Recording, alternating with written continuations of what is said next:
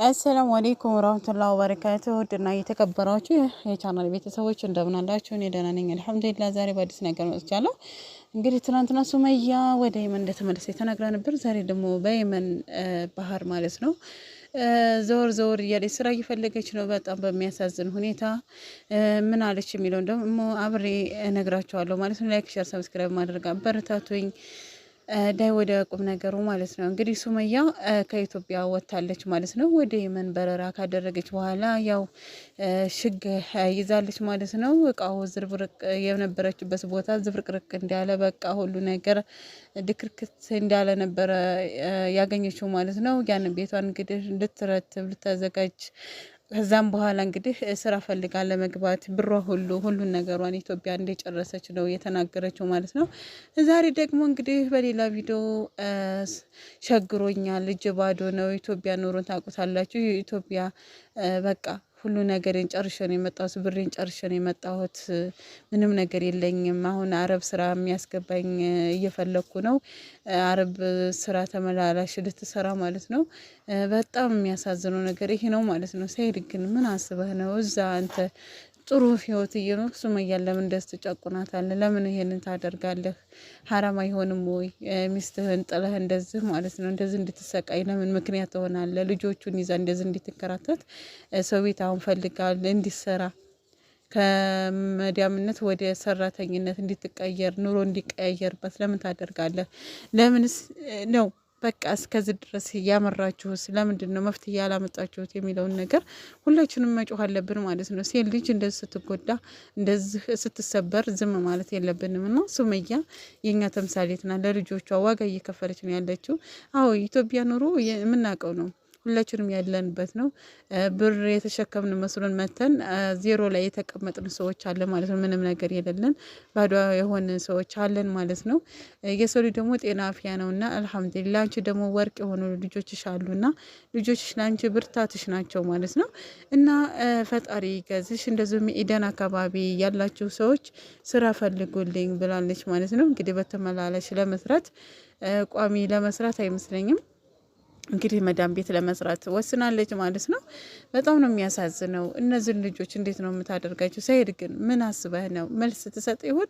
ምን ይሆን መልስህ? እነዚህን ልጆች ምንድን ነው የምታደርጋቸው? የምር እናንተ ድራማ ነው? ድራማ አይመስለኝም። ድራማ ከሆነ ደግሞ ድራማችሁን ጨርሱ፣ ታረቁና አብራችሁ ሁኑ። እስከ መቼ ነው ሱመያ በዚህ መንገድ የምትሄደው? ነው ስኒካችሁን አውርዳችሁ ነው ወይንስ አንተ ልጆቹን ግዴታ የመንከባከብ ግዴታ የለብህም የሚለውን ነገር ግልጽ ማድረግ አለባቸው ማለት ነው። ለምን ሱመያ ብቻዋን ይሄን ዋጋ መክፈል አለባት ተብሎ ስለማይባል ማለት ነው። አንተ እዛ ዘና ፈታ እያልክ የራስህን ህይወት እየኖርክ እሷ እንደዚህ መሆን የለባትም። እነዚህ ልጆች እንደማሳደግ ቤት ሆና ስራዋን እየሰራች ማለት አለባት ማለት ነው። በቃ አለ አይደለ ቤት ሆና ነው ልጆቿ ማሳደግ ያለባት እንጂ እንደገና ብላ ስራ ገብታ ልጆቿን እዛ ጥላ መስራት የለባትም ነው የምለው ማለት ነው። እውነት በጣም ነው የሚያሳዝነው፣ ያስከፋል። እኔ ራሱ ከፍቶኛል ማለት ነው። ሴት ነኝና የሚሰማኝ ስሜት አለ። ሁላችንም የአረብ ሀገር ብር አይተነዋል፣ ውጣና ውረዱን አይተነዋል። ከአረብ ሀገር የሰራ ነው ብር ኢትዮጵያ መጥቶ ምን ያህል እንደሚያበላ ምን ያህል እንደምንሰራበት አይተነዋል። ምንም ነገር ስራ አይሰራ፣ ምንም ነገር የፈለጋችሁትን አያደርግላችሁ። ከዛ በላይ ግን አላህ ጤና ያድርገና ሰላም ያድርገን ነው የሚባለውና ሰላሙንና ጤናችንን አላህ ይወፍቅን ብለን ትተነዋል ማለት ነው። አዱኒያ ምንም ብትሆን አትሞላም በሚለው ማለት ነው። እና ሱመይት እንግዲህ ለልጆቿ ዋጋ እየከፈለች እየደከመች የምትገኝ ጀግና እናት ናት ማለት ነው። እና እችን እናት አይዞሽ ልንላት ይገባል ማለት ነው። እንደዚሁም ደግሞ በቃ ብቻዋን መሆን የለባትም። ሰይድ የት ነው ያለኸው? ሂደህ ልጆችህን ማግኘት እንዳለብህ መቼም እርግጠኛ ሆነህ ማሰብ አለብህ ማለት ነው። እና ገና በቃ እኔ እንጃ የተሰማኝ ነገር አለ፣ ግን መናገር የማልፈልገው ማለት ነው። እና ሴሊ ስታለቅስ በጣም ነው የሚያሳዝነው። ተሸግራ እንደዚህ ስትሰቃይ እንደዚህ ስትንከራተት ማየት በጣም ያስጠላል እውነት።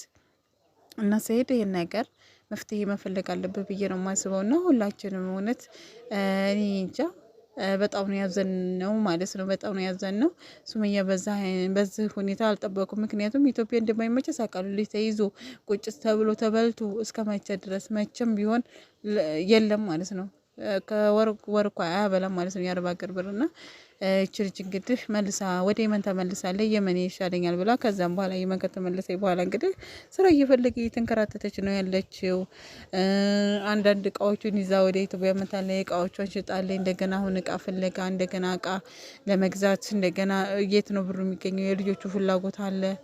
ብቻ ብዙ ነገር አለባትና እቺ ልጅ አይዞሽ ልንላት ይገባል። ሰኢድ ደግሞ መልስ መስጠት አለብህ፣ መፍትሄ ማምጣት አለብህ ብዬ ተስፋ አደርጋለሁኝ። እና ሁላችንም ድምጽ እንሆናት ማለት ነው። ውድና የተከበራችሁ ቻናል ቤተሰብ ላይክ፣ ሸር፣ ሰብስክራይብ እያደረጋችሁ አበረታቱኝ ማለት ነው። ሰላማችሁ ብዝት ይበልልኝ። ሀባዬ በሰላም አለይኩም ወራህመቱላሂ ወበረካቱሁ።